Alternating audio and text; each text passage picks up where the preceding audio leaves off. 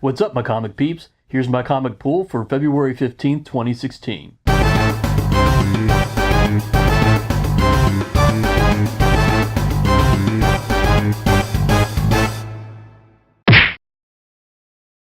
So I have a bit of a cold, as you can tell by my deep, sexy voice. So let's get right into this before I start sneezing and coughing up a lung. First up is Dark Horse and Angel Season 11, Number 2. So in the last issue, Illyria shanghaied Angel, transporting them both to the past. But in this issue, we learn that Illyria's actions are less about the mission and more about her personal vendetta. Still don't like the story arc. Actually, I think I like it even less now after this issue. I really enjoyed last season's Magic Town storyline, and it's like this year they've decided to go in a totally different direction. You know, I think the Fred Illyria character is a complete muddled mess. Now I'm not really keen on how Angel's being written, and the way this issue ends, we're going to have to make it through at least one more issue before the side story is over and we get back to the main story. Let's just hope that things get better. Speaking of things getting better, it's Buffy the Vampire Slayer Season 11, Number 4. So in the last issue, I was considering putting this on the back burner for a while. It was just too downbeat for me, but things are looking up. Not so much for our characters though. Buffy, Willow, and Spike deal with everyday life in the Free Zone internment camp for supernatural creatures. But while their situation is bleak, Buffy reluctantly makes a deal to ease their discomfort. So Christos Gage's writing manages to make this issue's sad circumstances not only touching, but actually kind of fun. And while I have a love-hate relationship with Georges Genti's art, I quite liked it here. I thought it was a great fit to the story. And I'm actually looking forward to the next issue now. On to DC and Lucifer number 15. Lucifer and Arabelle enact a plan to find something precious. Magine returns, and the new god gets a champion to battle his fallen son. So just when I thought I was out, they pulled me back in. I was really starting to lose interest in this title, but this issue hit all the right notes for me.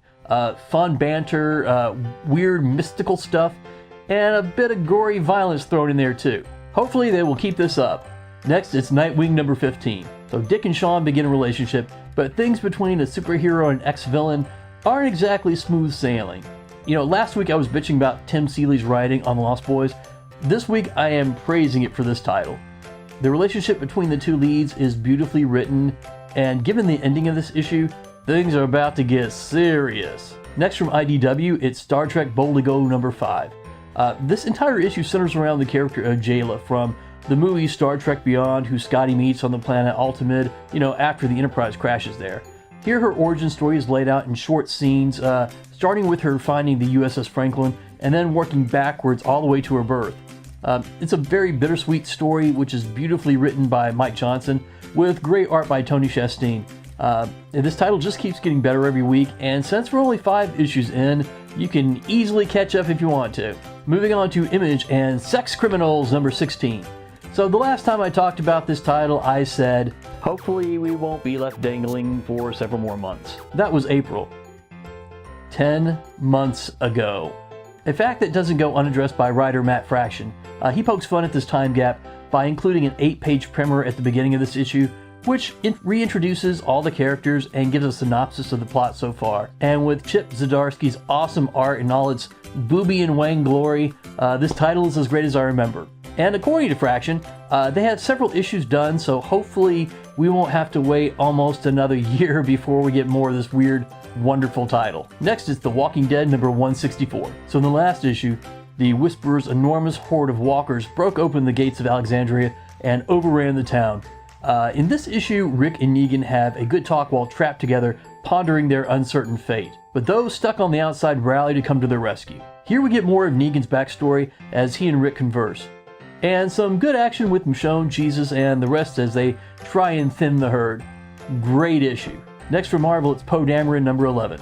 So Poe escapes Kadak with 3PO and his droid informant. But while he attempts to make it back to the rebel base on Dakar, he realizes who the spy is. This was a pretty good issue, and it looks like that things are getting set up for a really great showdown. Next from Titan is Doctor Who, the 10th Doctor, Year 3, number 2.